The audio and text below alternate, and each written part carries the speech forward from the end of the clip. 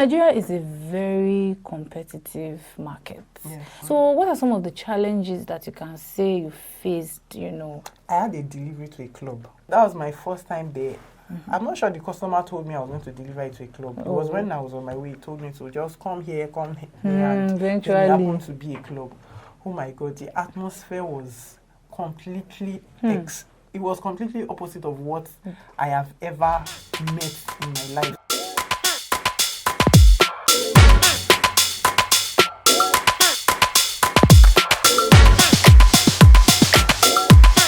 Hello everyone, you're welcome to Zion Culture, and this is the Startup Show.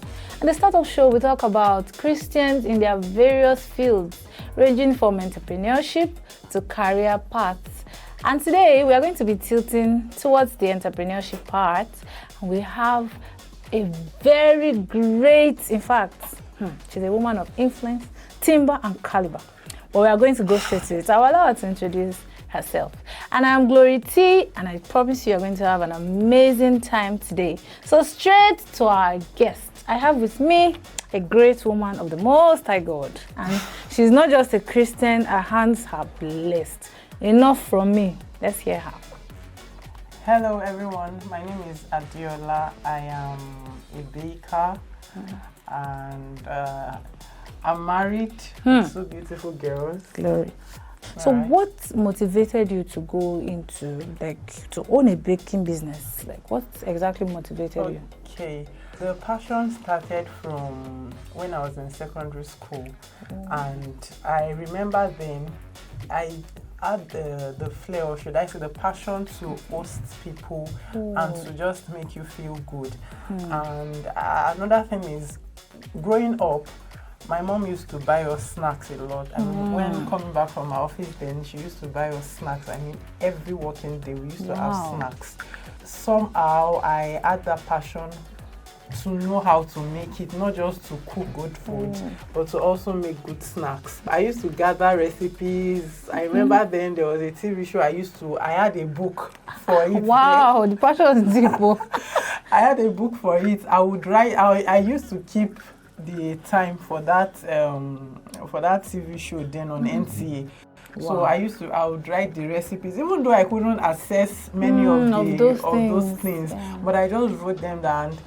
I can tell you that many years later, some of those recipes, I actually tried them out, and until date, I still use some of those recipes. Amazing. I didn't even know it was that long ago. Yes, it is. That's very interesting.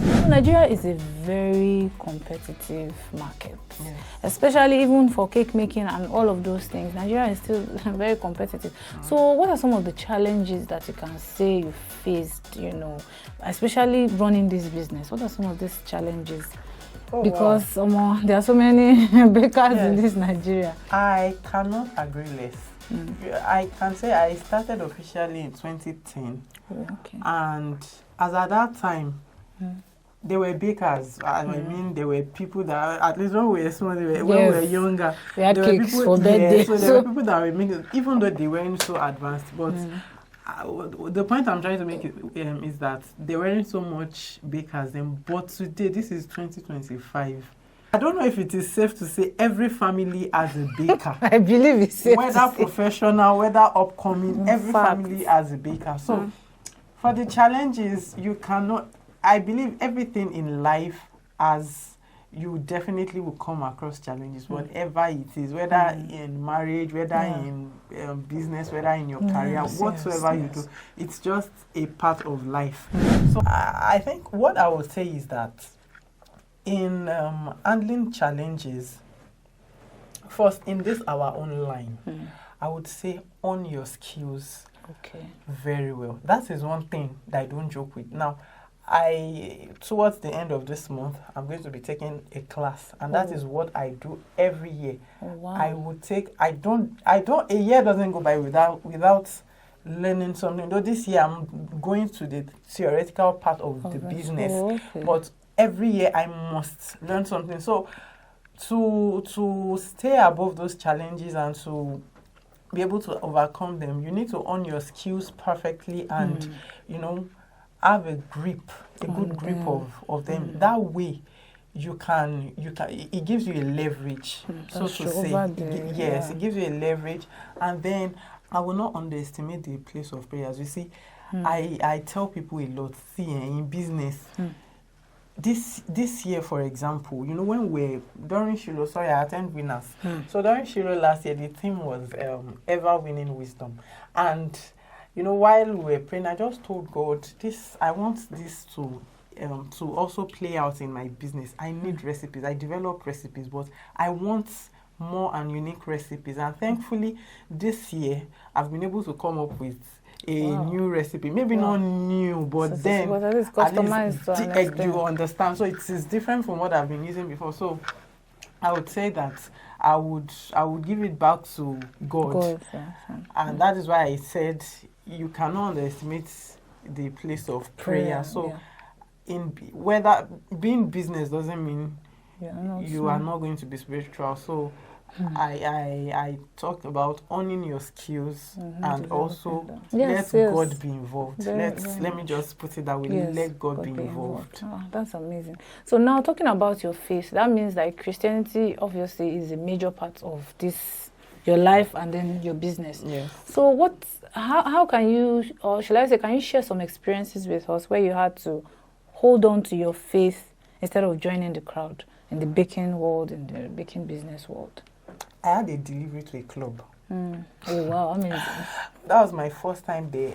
I'm not sure the customer told me I was going to deliver it to a club. It was when I was on my way, he told me to just come here, and eventually it happened to be a club. Oh my God, the atmosphere was completely it was completely opposite of what I have ever met in my life. Wow. So I just managed. And I must tell you, the unfortunate thing about that thing was that it rained. It rained heavily. What a day. Oh, it rained heavily. So, you know, it would have just been a case of, Kukuma stay in the club, and anything they are vibing to it with them. Kukuma stay. But I will tell you, I'm not sure there's been a day the rain has drenched me, the way it drenched me that day.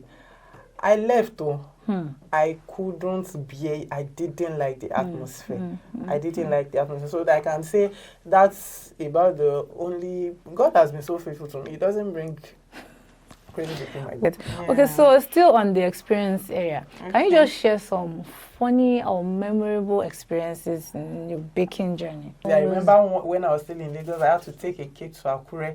I was serving then. I had to travel from Delta, where I was serving, to Lagos to make the cake, and then back to Akure. And unfortunately, before I got to Akure, the old cakes, I think it was 40 years. It's been a while now. Wow. I think the fourth year scattered, and before I entered Akure that night, it was around 9 p.m. I just got to my friends and I told him, he was like, how do you want to do? I said, please, I just want to sleep. I want to sleep. I don't even want to think about it, because I've gone through a lot this week again, traveling from Delta and all of the other jobs I had to do. So I just slept, and the following morning, before they could open, it was environmental the following day. So it wasn't an easy one. It was a very big lesson for me, though. It was a very big lesson for me, and I wasn't able to fix the cake that I would have liked exactly. So, and of course, nobody would have that and be happy. But thankfully, I was able to handle it when we moved on. Oh, that's a big one, very big one. So, how about our present Nigeria we hail thee and the amazing economic situation? How do you manage to keep your prices affordable? Because currently, on God, everybody. I like that word, on God. You see, I'm sorry, but you see the way I made a funny. It was funny, but it is in a way it is not funny. You know, I said something like the current Nigerian economy is forcing us to obey the scriptures when it says you should live a day at a time.